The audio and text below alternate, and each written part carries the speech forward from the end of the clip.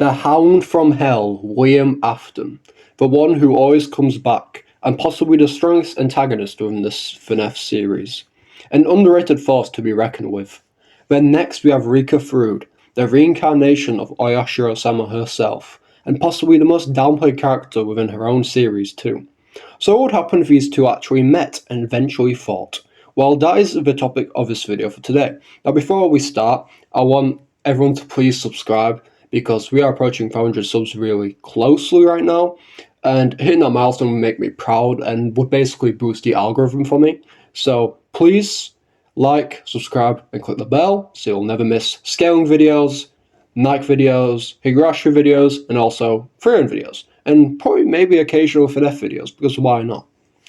Now let's get back to the video. Now, the reason why I pitted these two against each other is because their series, or respective worlds, are very similar. Both include characters who basically escape death time and time again, such as Springtrap and Rika. Rika being basically unkillable due to her basically coming back every single time.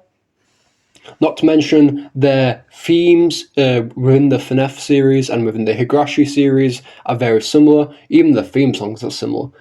But all in all, why not? Because they're very similar. And these two, in particular, Rika and William Afton, have actually been drawn together as like a matchup before.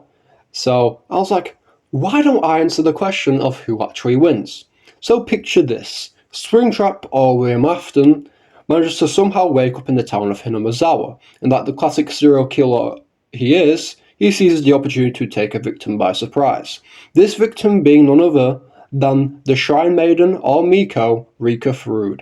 However, after finishing the deed, he notices the girl snap her fingers, and then he wakes up back again to the spot he came from, almost getting deja vu from the encounter.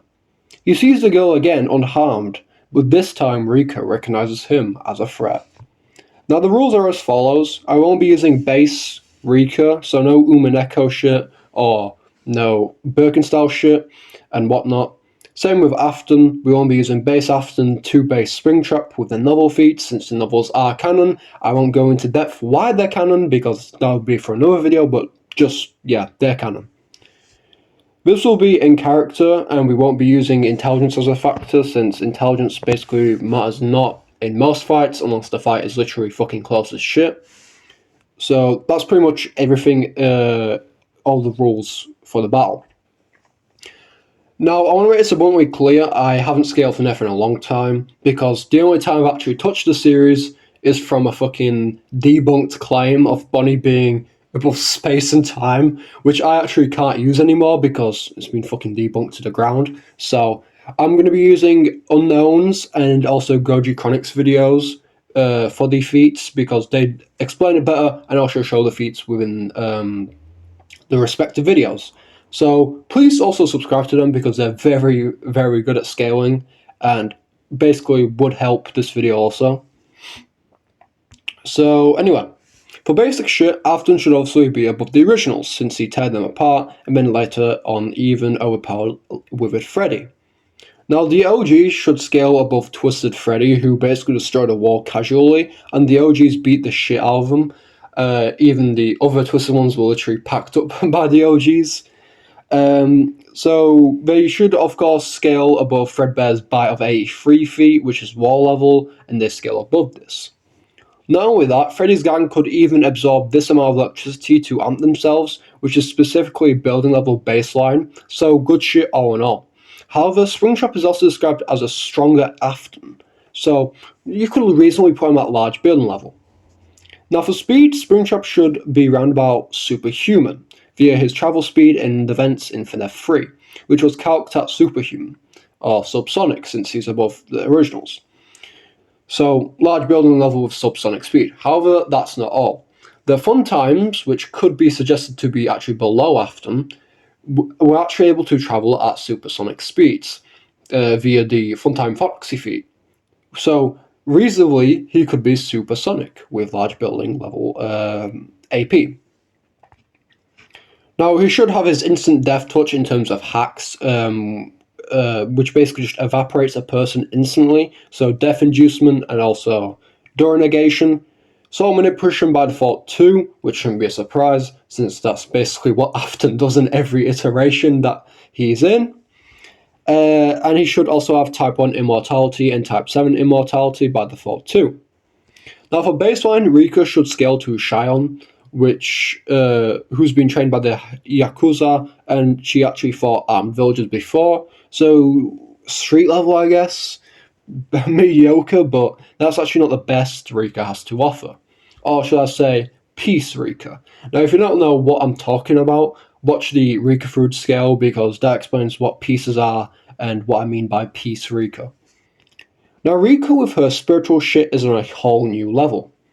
Rika has the power to rewrite entire parallel worlds in verse, along with the fact that she's also able to manipulate them, like I mentioned, which will be low multi. However, that's not the best thing. She's comparable to Hanyu, who's been able to cross fifth-dimensional planes, so low complex multiversal at baseline. So in turn, this will also grant her irrelevant speed. So not a good look right now for Afton. Now the hacks just even make it worse. Via her Kakera manipulation, she has possibility manipulation and also plot manipulation.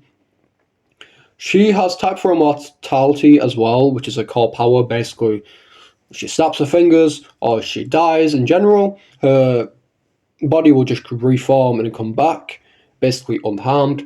And also Type 9 Immortality, since she exists on the same plane as Hanyu, which is separate from the living. She should also have time manipulation, since time resets before her death each time she reincarnates, along with the fact that she also has no existent physiology, since the true form exists as a spirit on the Hanyu's plane. Now the funny thing is, this is not close. Since her Kakera manipulation allows her to manipulate plots, basically she was able to shape her perfect ideal world via putting these Kakeras together. It will grant her plot manipulation, like I mentioned, which Springtrap wouldn't survive. So who wins? I mean, it's fucking obvious. Rika would absolutely no diff him. Now, if it was Afton's amalgamation, you could reasonably say it'd be mid-diff, since Afton's amalgamation apparently could scale to 5D or potentially low multi. However, like I mentioned before in this video, we're not going to be using Afton's amalgamation. But he'd fare better in general. So anyway, thank you for sticking around to the end, and please, like I always say, like the video, click the bell and subscribe. It boosts me on the algorithm. So and like I mentioned in the beginning, please, I want to reach 500 now. So yeah, thanks for watching, and we'll see you next one. Bye bye.